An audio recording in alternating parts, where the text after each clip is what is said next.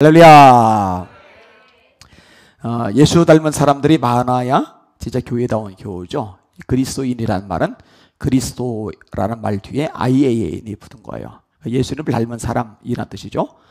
성령의 9가지 열매를 기억하실 겁니다. 사랑, 기락, 화평, 인내, 자비, 양선, 충성, 온유, 절제. 이 성령의 9가지 열매는 예수님의 성품입니다. 예수님을 닮은 사람에게 나타나는 성품이 바로 성령의 9가지 열매이거든요. 그리고 9가지 열매 말고도 예수님의 성품이 여기저기 많이 나오는데 최고의 가치로 언급되는 것이 오늘 본문에 등장하는 섬김이라는 겁니다. 섬김. 오늘 설교 제목, 예수님이 오신 목적은 뚜렷하다. 왜 오셨느냐? 섬기기 위해서 오셨다. 이런 주제로 함께 말씀을 나누고자 합니다. 오늘 보니까 야고보와 요한의 어머니가 극성을 보여요. 20절과 21절을 같이 읽습니다. 시작. 그때 세베대의 아들의 어머니가 그 아들들을 데리고 예수께 와서 절하며 무엇을 구하니 예수께서 이르시되 무엇을 원하느냐 이르되 나의 이 두 아들을 주의 나라에서 하나는 주의 우편에 하나는 주의 좌편에 앉게 명하소서. 이보연 소장이라고 있어요. 아동가족상담센터 소장입니다. 숙명여대 대학원 아동심리전공이고 유니버시티 오브 미주리에서 또 콜롬비아 대학원에서 열심히 공부했습니다. 부모의 심리학이라는 책을 썼는데 그 중에 과잉보호하는 부모라는 파트가 있어요. 그 내용 좀 읽어드릴게요. 자녀의 수가 적어지면서 두드러지는 부모의 성향 중 하나가 과잉보호다. 실제로 자동차나 위험한 놀이기구, 사회적 위협 등 위해 요소가 많아지는 것도 사실이지만 아이를 과잉보호하는 부모의 태도는 이런 외부적 요소들과는 별개로 나타나는 경우가 대부분이다. 하지만 막상 과잉보호를 하는 부모들은 자신이 아이를 과잉보호하고 있다는 사실을 스스로 인지하지 못하는 경우가 많다. 남들도 다 이만큼은 한다. 남들도 다 이만큼은 한다. 생각하며 자신의 태도를 자연스러운 것으로 단정해버린다. 그러나 어느 순간 자신의 과잉보호를 깨달았다고 해서 갑자기 이제부터는 네가 알아서 해 하면서 일절 도와주지 않는 것도 현명한 처사는 아니다. 자율성은 하루아침에 만들어지는 것이 아니라 점진적인 성장 과정을 통해 형성되는 것이기 때문이다. 자율적인 행동을 시도해볼 기회도 주지 않은 채 어느 날 갑자기 그냥 해보라고 하는 것은 아이를 좌절시키는 일이다.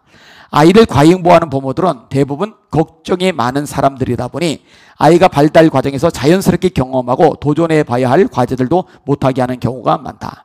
자전거를 타다 넘어지는 사소한 사고부터 유괴, 화재 등 안전사고에 이르기까지 아이에게 사고나 사건의 위험성을 계속적으로 각인시키면 아이는 세상은 온갖 위험한 사건으로 둘러싸여 있으며 부모를 제외한 다른 사람들은 믿을 수 없다고 생각한다. 흙에서도 놀지 마. 동물도 만지지 마. 뭐 어쩌지 마. 계속 이게 막아서는 거예요. 이게 이제 과잉보호라는 거죠. 결과적으로 아이들은 부모에게 더 의존적으로 변해간다. 또 아이를 보호하려는 부모의 의도와는 달리 쉽게 긴장하고 더 불안해하는 아이로 자랄 수 있으며 독립성 발달이 저해되고 사회성에도 문제가 생긴다. 요즘 헬리콥터 부모라는 말이 있어요. 성장을 했어요. 어른이 되었어요. 그런데도 불구하고 부모님들이 헬리콥터가 이렇게 돌듯이 아이들 위를, 자녀들 위를 맴도는 거예요. 군대 간 아들을 위해서 상관에게 전화를 한다든지, 결혼한 아들인데 그 아들 며느리에게 계속적으로 간섭을 하고 개입해 들어간다든지, 이게 결혼해서 가정을 꾸렸으면 부부가 알아서 이 일을 처리해 나가도록 이젠 스스로 독립적으로 결정을 내리고 아이들이 뭔가 해 나가도록 해줘야 되는데 이게 안심이 안 되는 거예요. 불안한 거예요. 그러니까 스스로 할 수 있는 기회를 자꾸만 박탈하는 거예요. 이게 아이들의 성장에 굉장한 마이너스가 되는 거죠. 아마 오늘 본문에 이 야고보와 요한의 어머니도 그런 타입이 아닐까 생각이 들어요. 지금 야고보와 요한은 어른이에요. 어른. 장성했단 말이에요. 그런데 예수님께 찾아와서 치맛바람을 날리고 있어요. 뭐 예수님에 대한 오해도 합니다. 주의 나라라는 말을 쓰는데 예수님이 왕이 될 거라고 생각해요. 왕국을 형성할 거라고 생각을 해요. 그리고 왕이 되시면, 왕국을 만드시면 이 주님의 나라, 주님의 왕국에서 나의 두 아들 야고보와 요한을 하나는 오른쪽에 하나는 왼쪽에 앉게 해주세요. 영의정, 좌의정이 되게 해주세요. 또는 우의정, 좌의정이 되게 해주세요. 이렇게 지금 부탁을 드리고 있는 거예요. 이 어머니에게는 심각한 문제가 있어요. 아이들이 자랐는데 어른이 되었는데 여전히 본인이 뭔가 도와줘야 된다고, 여전히 본인이 뭔가 개입해서 해결해 줘야 된다고 생각을 하고 있는 거죠. 또 하나의 문제점은 뭐냐면은 자기 아들들에 대한 집착 때문에 다른 사람들에 대한 배려가 전혀 없다는 거예요. 예수님의 제자가 12명이죠. 야고보, 요한은 12명 중에 2명일 뿐이에요. 그럼 나머지 10명은요? 그들은 높아지든 낮아지든 잘 되든 꼬이든 어떻게 되든 상관이 없어요. 그냥 우리 아들들만 잘 되면 된다는 거예요. 이 굉장히 이기적인 사람의 대명사가 이 세베대의 아내 야고보의 어머니인 겁니다. 깝깝한 거죠. 뭐 교회를 다니면서도 이런 사고방식의 한계를 못 벗어나는 사람들이 많아요. 자기밖에 모르고 자기 가족밖에 모르고 남을 배려할 줄도 모르고 해야 될 줄도 모르고 도와줄 줄도 모르고 헌신할 줄도 모르고 희생할 줄도 모르고 열심은 있어요. 최선은 다하는 것 같아요. 근데 굉장히 이기적이고 자기중심적이고 가족중심적이죠. 이거는 성경에서 말하는 신앙의 모습이 절대로 아닙니다. 자, 이렇게 높은 자리를 구하는 어머니에게 예수님이 전혀 엉뚱한 이야기를 하시죠. 22절에서 23절까지 같이 읽겠습니다. 시작. 예수께서 대답하여 이르시되 너희는 너희가 구하는 것을 알지 못하는도다. 내가 마시려는 잔을 너희가 마실 수 있느냐? 그들이 말하되 할 수 있나이다. 이르시되 너희가 과연 내 잔을 마시려니와 내 좌우편에 앉는 것은 내가 주는 것이 아니라 내 아버지께서 누구를 위하여 예비하셨던지 그들이 얻을 것이리라. 너희는 너희가 구하는 것을 모르고 있어. 갑자기 너희라는 말이 나와요. 복수 형태죠. 지금 부탁을 한 게 누구예요? 야고보와 요한의 어머니예요. 그러면은 정확하게 예수님이 말씀하시려면은 너는 혹은 그대는 혹은 당신은 아니면 어머니는 지금 무엇을 구하는지 알지 못하고 있습니다. 이렇게 말해야 되는데 복수 형태로 너희는, 그러니까 야고보와 요한의 어머니와 야고보와 요한 이 두 아들, 이 세 명을 세트로 묶은 거예요. 그러니까 어머니의 마음이 곧 아들들의 마음이 있기도 한 거예요. 지금 무엇을 구하는지 알지 못하노다. 그리고 물어봐요. 내가 마시려는 잔을 너희가 마실 수 있느냐? 이 마시려는 잔이 뭔지 아시죠? 겟세마네 동산의 기도, 그 잔, 아버지 할만하시는 이 잔이 내게서 지나가게 없어서 그러나 내 원대로 마시고 아버지의 원대로 되기를 원하나이다. 이 잔, 너희가 내가 마시려는 이 잔, 십자가의 잔을 너희가 마실 수 있겠느냐? 십자가는 세 가지 면에서 고통이죠. 하나는 영적인 면에서 하나님에게 버림을 받아요. 예수님은 하나님과 일치된 것을 가장 소중하게 여기는 분입니다. 따라서 하나님에게 외면당하는 것보다 더 큰 고통은 없어요. 나의 하나님, 나의 하나님 어찌하여 나를 버리셨나이까? 엘리 엘리 라마 사박다니. 하나님께 버림을 받으시는 거. 인간의 모든 죄를 짊어진 이상 그 죄에 대한 심판을 받으시느라고 하나님에게 버림을 받으시는 거예요. 이게 제일 큰 고통. 두 번째로 정신적으로 엄청난 고통을 겪으시죠. 제자들에게 배신을 당합니다. 무리들에게 배반을 당합니다. 그리고 빨가벗긴 채 매달립니다. 수치죠. 부끄러움이죠. 모욕이죠. 사람들은 침을 뱉어요. 로마 군병들은 갈대로 머리통을 때립니다. 또 눈을 가리고 때린 다음에 너 선지자라면 우리 중에 누가 때렸는지 맞춰봐. 이 부분은 육체적으로 그렇게 고통스러운 건 아닐 수 있지만 모욕을 철저하게 주는 행위입니다. 헤롯의 부하들은 빛난 옷을 입혀놓고 시큰 조롱을 합니다. 그리고 빨가벗긴 채 매달려 있는 상황, 그 밑에는 여인들이 있고 어머니가 지켜보고 있어요. 이 정신적으로 극심한 고통을 겪죠. 그리고 이제 마지막 세 번째로 육신적으로 고통을 겪죠. 겟세마네 동산에서 땀이 땅에 떨어지는 핏방울이 될 만큼 기도를 하셔요. 두 번째로 안나스에게 신문을 받으세요. 저는 제사장, 가야바 시림 제사장의 장인 어른입니다. 그 다음에 이 안나스의 사위인 현 제사장 가야바에 의해서 신문을 받으세요. 네 번째로 이 가야바가 예수님을 빌라도에게 내줘서 빌라도에게 신문을 받으세요. 이 빌라도가 예수님을 헤롯에게 보냅니다. 헤롯이 예수님을 궁금해했거든요. 그래서 이 빌라도가 헤롯과 두 사람은 원수 관계였는데 예수님을 조롱하는 것에 마음이 일치가 되면서 둘이 당일에 친구가 되었다 묘사를 해주고 있죠. 그 다음에 다시 빌라도에게로 돌아갑니다. 그 다음에 로마 군인들에게 내주고 이 군인들이 예수님을 채찍질을 합니다. 그리고 예수님이 이제 십자가를 짊어지고 골고다 언덕을 오르셔야 되는데 이미 너무 극심한 육체적 고난을 당하신 거예요. 뺑뺑이 돌면서 신문 당하고 매 맞고 하느라고 진이 이미 다 빠진 거예요. 겟세마네 동산의 기도에서부터 이미 진이 빠졌는데 그 이후에 일련의 과정을 거치면서 완전히 에너지가 고갈이 된 겁니다.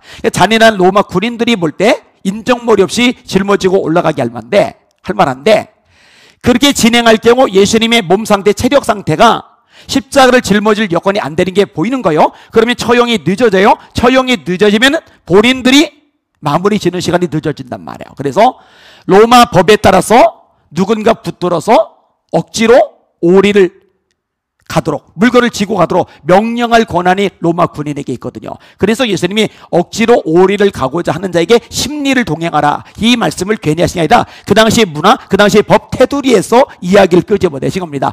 법에서 요구하는 것 이상으로 해주라는 얘기죠.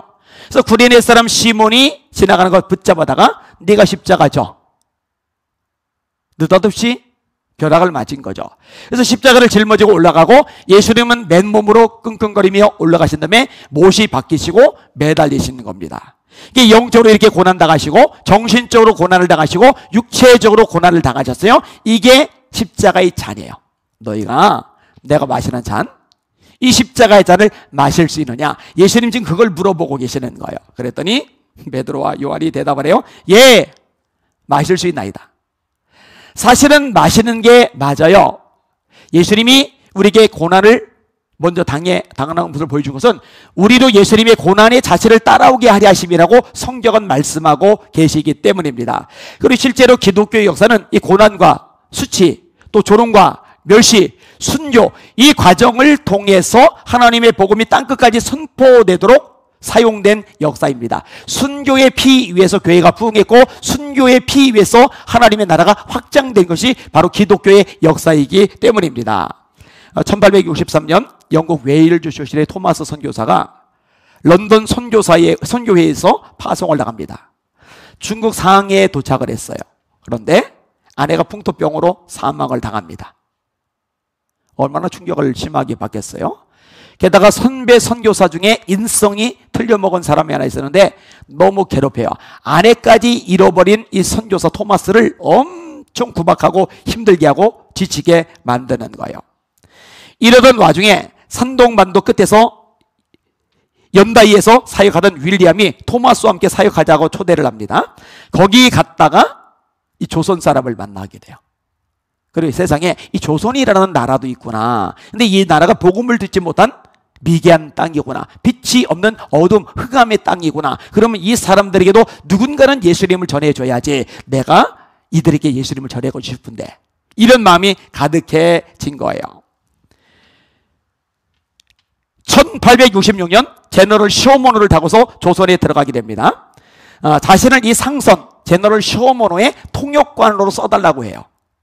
그래서 이 배를 타고 통역관으로 도착을 한 다음에 최종 목표는 육지에 도착하고 나서 선교사로서 복음을 전하는 것, 여기에 자기 인생을 쏟아붓고자 결단을 한 겁니다. 그런데 이 제너럴 쇼모노 선장과 선원들이 굉장히 고압적이에요. 관군하고 시비가 붙어요. 그리고 대동강변에서 걸려버립니다. 관군들이 상류 쪽에서 불을 붙인 물건들을 떠내려버리고 이 불이 붙은 채 떠내려가던 이 나무 같은 것들이 배에 붙으면서 배가 불이 붙게 돼요. 사람들이 할 수 없이 물로 뛰어내리고 헤엄을 쪄서 무트로 나가게 되는데 토마스 선교사님도 역시 헤엄을 쪄서 이 무트로 나가게 돼요. 근데 무트로 나가서 육지를 단 1km도 돌아다니지 못한 채 관군에게 창에 찔려서 칼에 맞아서 죽어버리고 말아요. 안타깝죠. 참 안타깝죠. 그러면은 참 불쌍하잖아요. 참 비참하잖아요. 아내 죽어버렸고 이제 혼자의 몸으로 아무도 복음을 전하지 않은 저 땅, 저 미개한 땅, 저 깜깜한 땅, 저 조선 땅에 내가 예수 생명 전해야지, 예수 사랑 전해야지 하고 기껏 왔는데 대동강변에서 그냥 죽어버렸으니까 1km도 안에 들어가지 못하고 예수 믿으세요 이 소리도 제대로 못해보고 죽었으니까 얼마나 허무한 죽음이 있겠냐고요. 근데 여러분 잘 들으세요. 절대로 허무한 죽음은 없습니다. 박충근이라는 사람이 있어요. 이 사람이 조선의 군사입니다. 토마스 선교사를 처형하는 과정에서 직접 성경을 받았던 인물입니다. 성경을 받고 죽인 거죠. 그런데 정확하게 33년이 지난 다음에 세례를 받았고 후에 교회 장로님이 되십니다. 헛된 죽음이 아닌 거죠. 이영태라는 분이 있어요. 박충군, 조금 전에 말한 조선 군사, 이 박충군의 조카예요. 이 사람이 레이놀드 선교사의 조수로서 성경 번역에 동참을 합니다. 북한 성경책의 3분의 1을 이 이영태라는 사람이 번역을 합니다. 열매죠. 최칠량이라는 사람이 있어요. 어린아이 때 성경책 3권을 숨겨서 집에 가지고 갔어요. 토마스 선교사가 끙끙거리면서 이거 품고서 수용해서 나왔거든요. 이중 성경책 3권을 이 아이가 가지고 집으로 간 거예요. 그리고 집에 가지고 있다가 아무래도 겁이 나니까 관아의 박영식에게 신고를 합니다. 그 다음에 박영식이가 이 성경을 딱 보니까 이건 불온문사예요. 국가에서 금지한 책이에요. 성경 금지됐거든요. 근데 종이 질이 너무 좋은 거예요. 이 너무 좋은 종이질, 이거 그냥 불사르기는 너무 아까워요. 그래서 다 뜯어서 벽지로 만들었어요. 벽지. 그러니까 이 벽면이요 전부 다 성경으로 도배가 된 겁니다. 후에 이 집을 최칠량에게 팔게 됩니다. 이 최칠량은 박영식으로부터 산 집을 주막으로 개조를 합니다. 이 주막에 마펫 선교사가 들렀다가 깜짝 놀라는 거예요. 벽이 전부 다 성경으로 붙어 있으니까 이게 뭐야? 그래서 이것을 사요. 이것을 기점으로 포기를 합니다. 그리고 후에 그곳으로 교회를 삼는데 널다리꼴 교회, 그 교회 이름이 널다리꼴 교회가 됩니다. 이 교회가 나중에 어떤 교회로 발달하느냐, 장대현 교회가 됩니다. 이 장대현 교회가 어떤 교회냐, 1907년 우리 대한민국 역사상 엄청난 부흥의 바람이 불었죠. 평양 대부흥운동.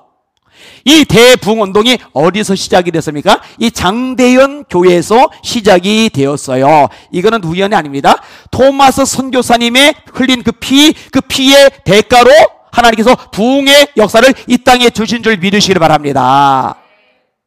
예수님이 요한복음 12장에 말씀하세요. 한 알의 밀이 땅에 떨어져 썩지 아니하면 한 알 그대로 있고 썩으면 많은 열매를 맺느니라. 저 양화진의 순교자들의 묘지가 많단 말이에요. 어린아이의 무덤들도 많단 말이에요. 그들의 핏값 위에 한국교회가 이만큼 섰다는 거 잊지 마시기를 주님의 이름으로 축원합니다.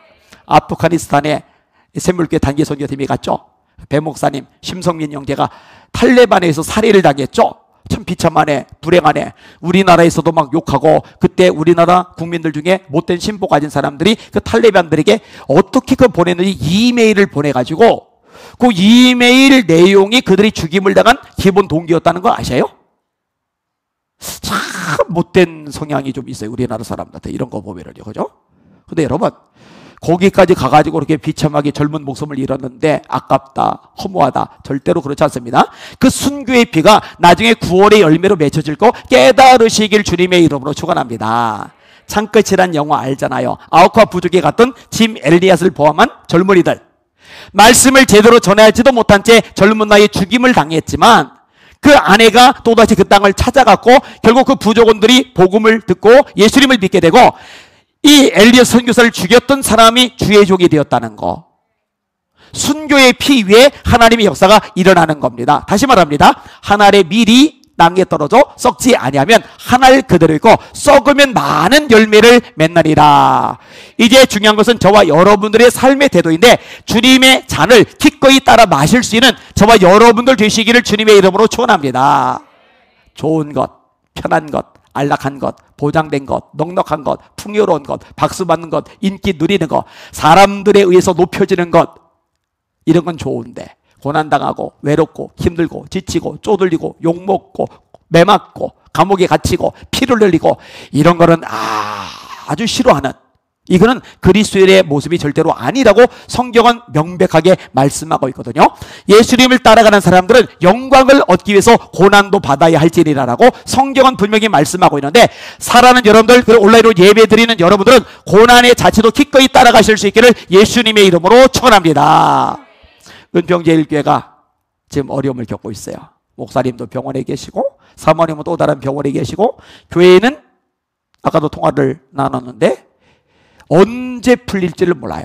보통 확진자가 나오면은 2주 지나면은 열어요. 이것도 불공정하죠. 왜냐? 일반 다중시설, 뭐 홈플러스, 이마트, 포스트코, 그다음에 롯데마트, 백화점 이런 데는 확진자가 나와도 소독하고 다음날 문 여는데 교회만 2주를 폐쇄를 하니까 공정하지 않아요. 근데 이것조차도 공정하지 않은데 은평제일교회는 2주간이나 오늘까지 3주째. 그러면 다음 주는 열리느냐? 다음 주도 안 열려요. 그 다음 주는 열리느냐? 그 다음 주도 안 열려요. 구청에서 이제는 문 열어도 돼 라고 말할 때까지 무기한, 이렇게 돼 있는 거예요. 괘씸죄에 걸린 거죠. 예배 회복을 위해서 열심히 목숨 걸고 싸우니까, 예자연의 실행위원으로서 정말 전력투구를 하고 있으니까 미운 거죠. 고가운 거죠. 그런데 여러분 잘 들으세요.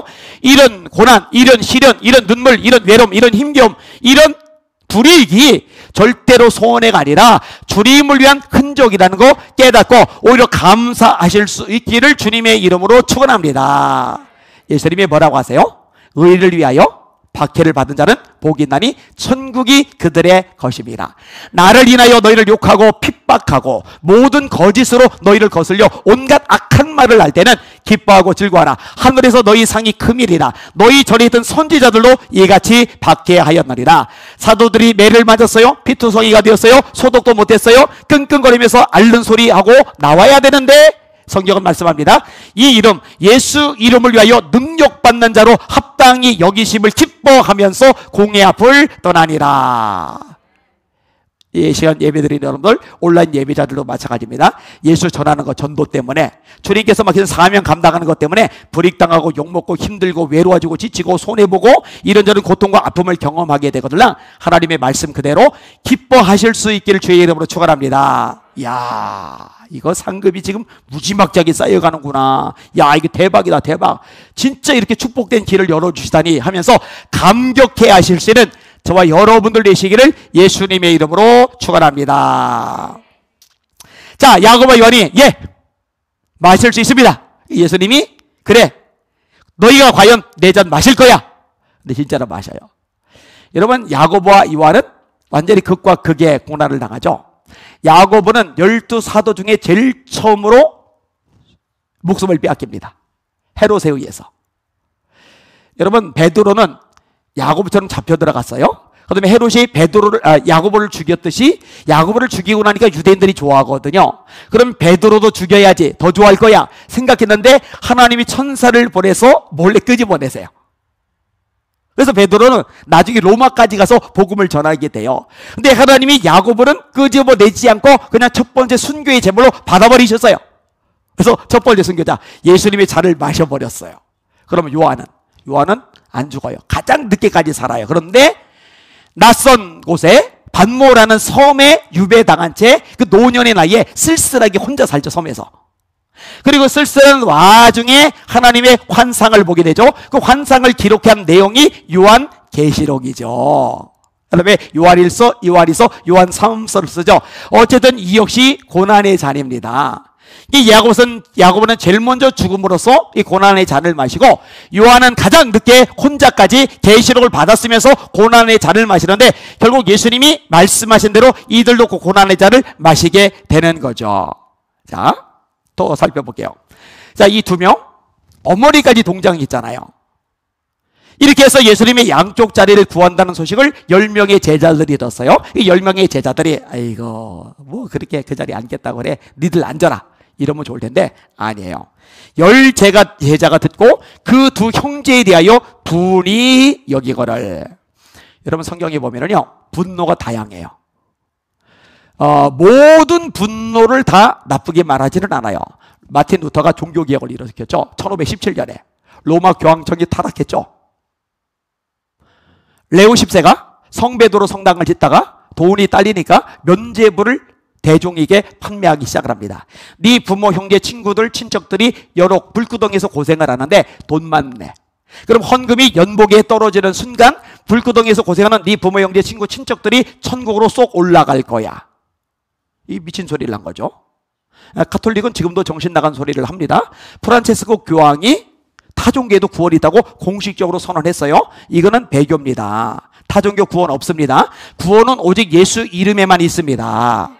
요한복음 14장 6절, 내가 곧 길이요 진리요 생명이니 나로 말미암지 않고는 아버지께로 올 자가 없느니라. 사도행전 4장 12절, 다른 이로서는 구원을 얻을 수 없나니 천하 인간의 구원을 얻을 만한 다른 이름을 우리에게 주신 적이 없으시리라. 없어요, 없어. 예수 이름 외에는 없어요. 모든 사람이 죄를 범하였음에 하나님이 영광에 이르지 못하더니 그리스도 예수 안에는 구속으로 말미암아 하나님의 은혜로 값없이 의롭다 하심을 얻은 자 되었느니라. 오직 예수님의 핏값을 통해서만 죄 사함 받고 의롭다함을 받는 거 믿으시기를 주님의 이름으로 축원합니다. 자, 다시 원점 돌아가서 예수 믿지 않아도, 거듭나지 않아도 면죄부원금에 돈을 내면 천국 가. 이 마틴 루터가 비텐베르크 성 문짝에다가 95개조 반박문을 붙이죠. 이게 종교개혁의 시발이에요. 근데 마틴 루터 이래서 이렇게 묘사합니다. 본인이 고백한 거요. 나는 분노함으로 더 능력 있게 설교할 수 있다. 나는 분노함으로 더 능력 있게 설교할 수 있다. 이 분노는 인간적인 감정의 표출이 아니라 하나님의 진로를 훼손하고 하나님의 말씀을 짓밟고 예수의 십자가의 죽음을 하찮게 무너뜨리는 이 거짓된 교리, 이 거짓되고 왜곡된 가르침에 대해서 분노하는 거예요. 여러분, 이런 분노는 제 가슴에 여러분 가슴 속에 있을 수 있기를 주님의 이름으로 축원합니다. 여러분의 담임 목사가 왜 WCC에 대해서 분노하겠어요? 여러분이 담임 목사가 왜 NCCK에 대해서 분노하겠어요? 간단합니다. 예수님 말고도 구원이 있다고 말하는 배교의 목소리를 내기 때문에 그런 거거든요. 자, 이런 식의 분노는 바람직한 분노예요. 바울이 아덴에 갔어요. 아덴. 사도행전 17장이죠. 아테네는 그리스의 수도입니다. 그리스는 뭐가 유명합니까? 그리스 신화. 그래서 올림푸스에 12 주신들이 있어요. 최고의 신이 제우스. 맨날 바람 피러 다니죠. 구름 낀 날은 제우스가 인간 여자 꼬시는 날이에요. 그 다음에 이렇게 제우스가 바람 피는 날은 헤라 와이프 신이 눈에 도끼를 품고 찾아다녀요.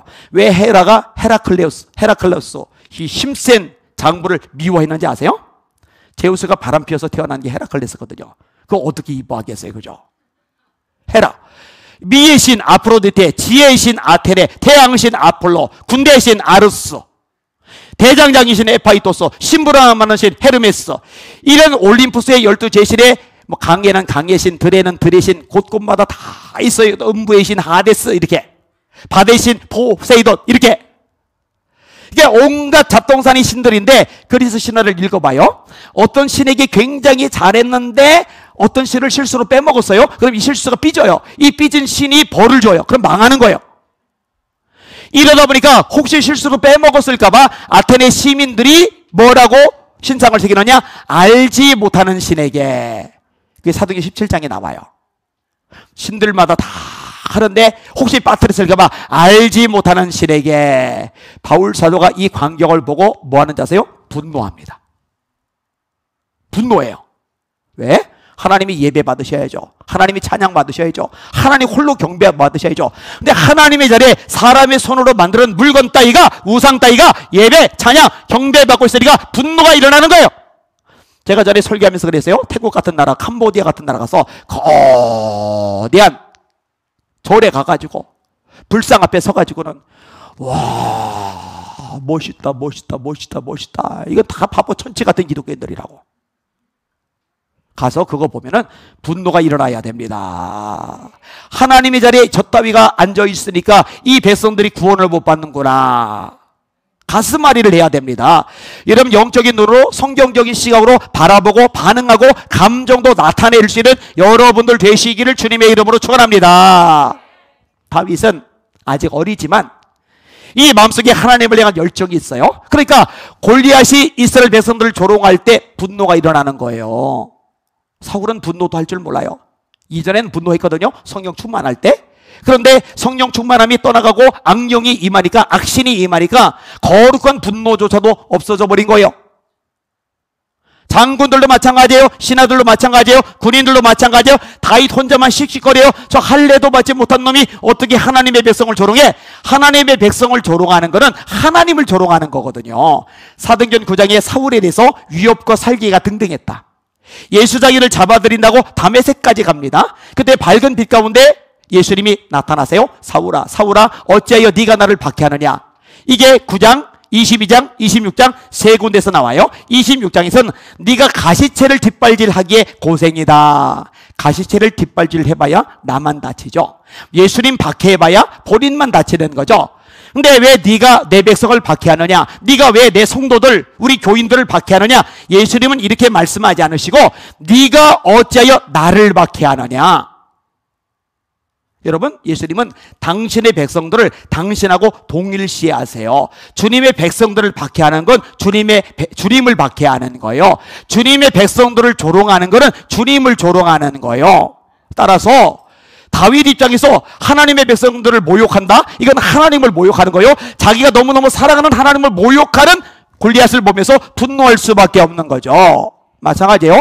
여러분, 예배를 짓밟는 거예요. 주님의 교회를 짓밟는 거예요. 주님의 백성을 짓밟는 거예요. 그런데 소닥보듯이 봐요. 잘한대요. 정치 잘한대요. 이런 바보 천지 같은 짓이 어디 있냐고요. 이럴 때 가슴 아파할 줄도 알고 분노도 할 수 있는 여러분들 되시기를 주님의 이름으로 축원합니다.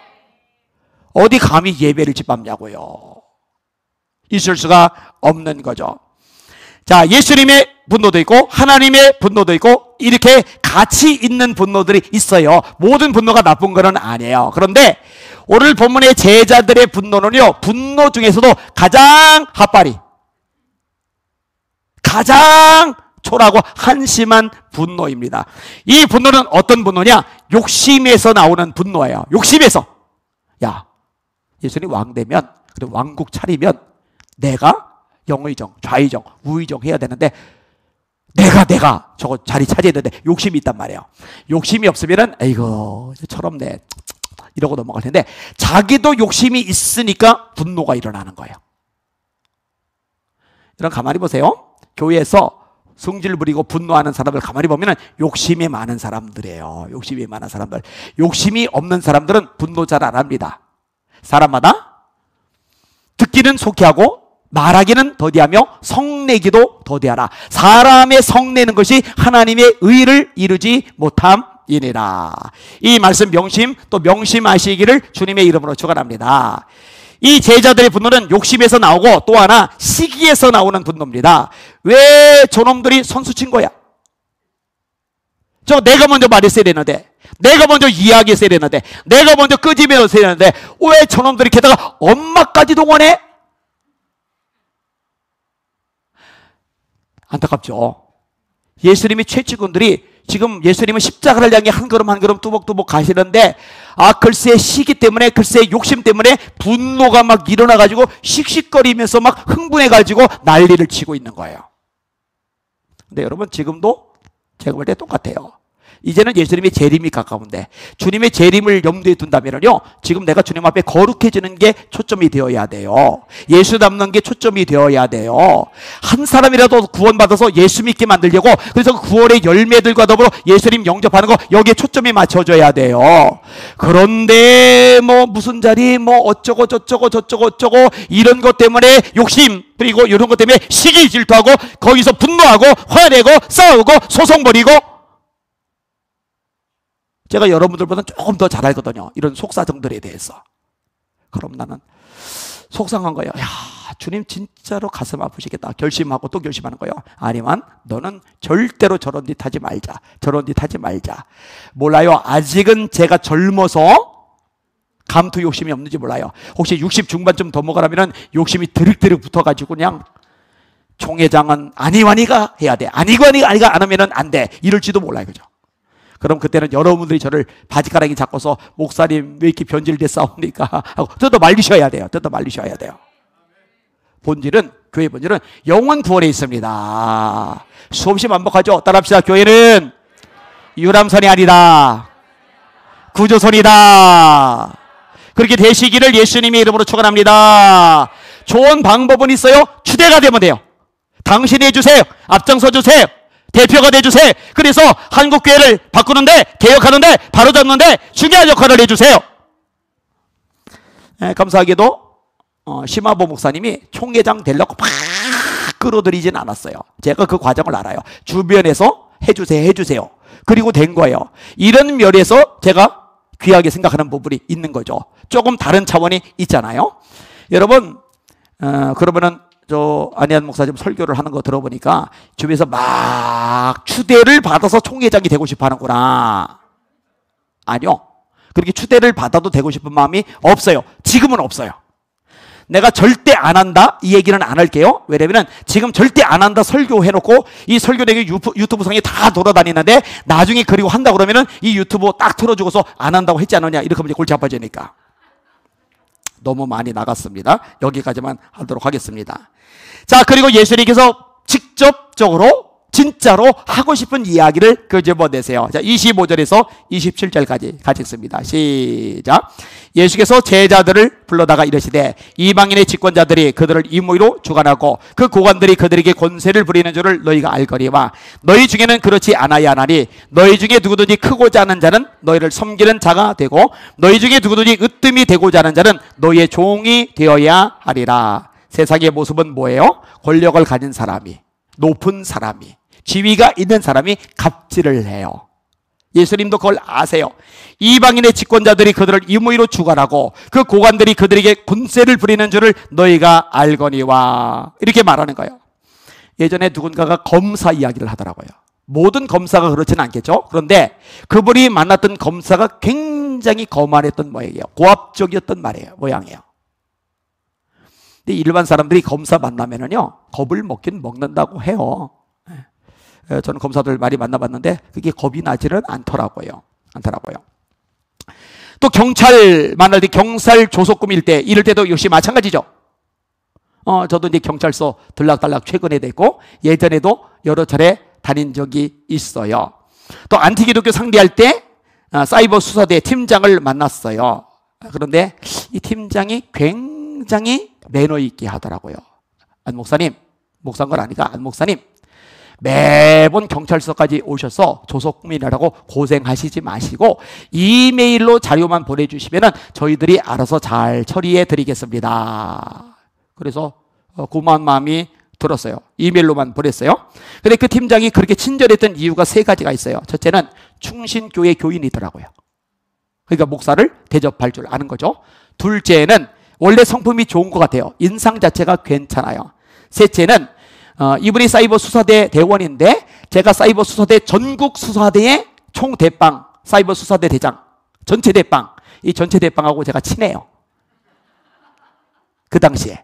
그리고 친하다는 것을 이 사람이 알았어요. 어떻게 알았을까? 제가 말해줬으니까 알겠죠.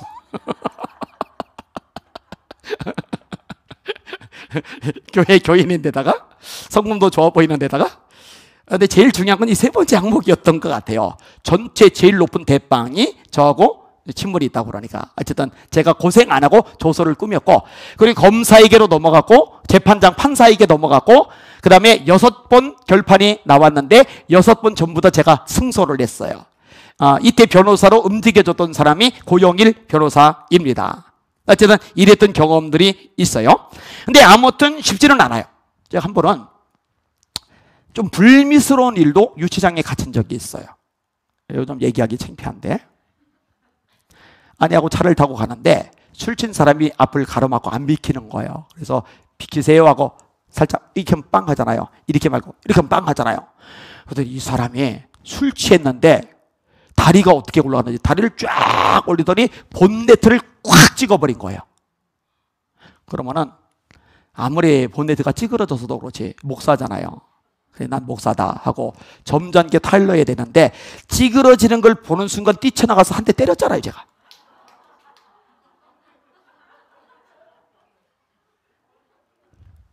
제가 이게 세거든요 생각보다. 그래서 유치장에 갇혔어요.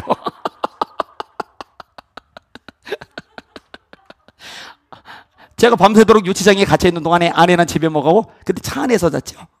차에서 밤을 새면서 이제 기다리고.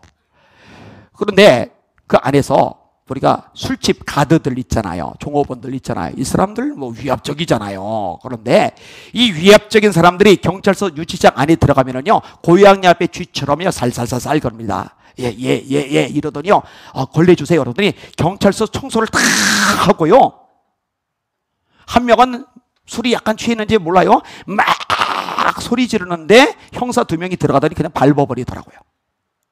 그런데 저한테는 사실 깍듯하게 했어요. 그때 깍듯하게 한 이유는 목사라서 깍듯하게 한 게 아니라 제가 시민단체 대표직을 가지고 있거든요. 그리고 경찰들은 시민단체 대표를 무서워해요. 함부로 건드렸다면 뒤탈이 나거든요. 그래서 깍듯하게 하고 하룻밤 유치장에서 자고서 나오는 날 경찰서장한테 인사시켜줘가지고 서장하고 인사를 하고 나오는데 속으로 이걸 왜 인사시키냐. 너무너무 창피한데 아무튼 서장이 인사하고 그리고 나왔던 기억이 있어요. 그때 이제 본 거예요. 이 경찰이 세구나. 이 센 경찰이 검찰청 가서 검사를 앞에는 또 설레설레 기고. 이게 세상이죠. 이게 세상 구조죠. 세상은 이렇다. 힘이 있는 자, 권력을 가진 자, 돈이 있는 자, 지위가 있는 자, 뭔가 막강한 대단한 폼나는 뭔가를 가진 자가 임의로 지시하고 명령하고 군림하고 지배한다. 그런데 너희는 나를 따르고 나를 믿는 너희는 아니다. 너희는 절대로 그렇지 않다. 너희 중에는 그렇지 않아야 하나니. 너희 중에 누구든지 크고자 하는 자는 너희를 섬기는 자가 되고 너희 중에 누구든지 으뜸이 되고 하는 자는 너희의 종이 되어야 하리라. 이 종이 된다는 말 굳은 일을 하는 거죠. 험한 일을 하는 거죠. 남이 하기 싫은 일을 하는 거죠. 그게 종이잖아요.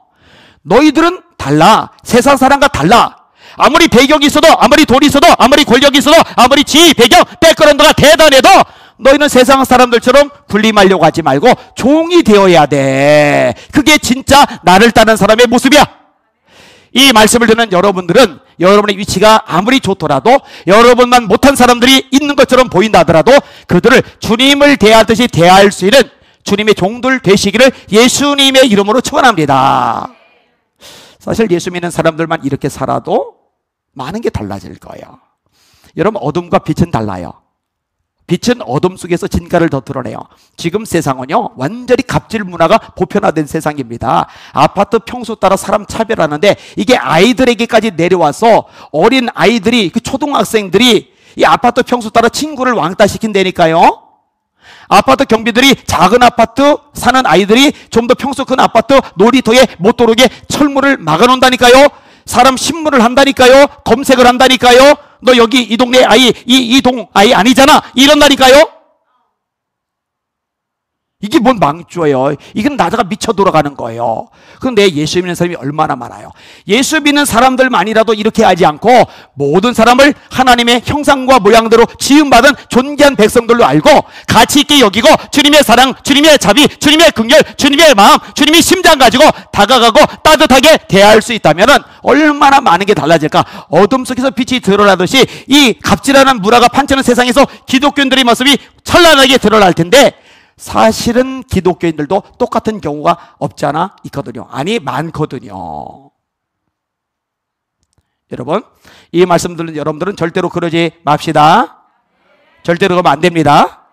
간혹 가다 보면은요, 큰 교회 담임 목사가 작은 개척교회 목사를 이렇게 가볍게 여기는 이런 모습도 없지 않아 있어요. 그거는 죄입니다. 이건 철저한 죄입니다. 그럴 자격을 하나님은 어느 누구에게도 주신 적이 없어요. 자, 예수님이 결론적으로 말씀하세요. 인자가 온 것은 내가 왜 왔는 자로? 예수님이 오신 목적 뚜렷하죠. 인자가 온 것은 섬김을 받으려 함이 아니라 도리어 섬기려 하고 자기 목숨을 많은 사람의 대속물로 주려 함이니라. 만왕의 왕, 만대이죠. 천군 천사가 경배하시는 예수님, 그분은 이 땅에 왜 오셨느냐? 왜 사람의 몸을 입고 오셨느냐? 간단해요. 섬기러 오셨다는 거예요. 그 섬김의 정점이 뭐예요? 십자가의 죽음. 많은 사람의 대속물로 죽기 위해서 오셨다는 거예요. 그래서 성경은 우리에게도 말씀합니다. 너희 안에 이 마음을 품어라. 곧 그리스도 예수의 마음이니 그는 근본 하나님의 본체시나 하나님과 동등됨을 취할 것으로 여기지 않으시고 오히려 자기를 비워 종의 형체를 가지사 사람들과 같이 되었고 사람의 모양으로 나타나셨으며 자기를 낮추시고 죽기까지 복종하셨으니 그 십자가에 죽으심이라. 이렇게 낮추신 예수님, 예수님의 마음을 너희도 가져야 된다. 사랑하는 여러분들, 예수님의 마음을 품으실 수 있기를 주님의 이름으로 축원합니다. 요한복음 13장, 예수님이 허리에 수건을 두르셨죠.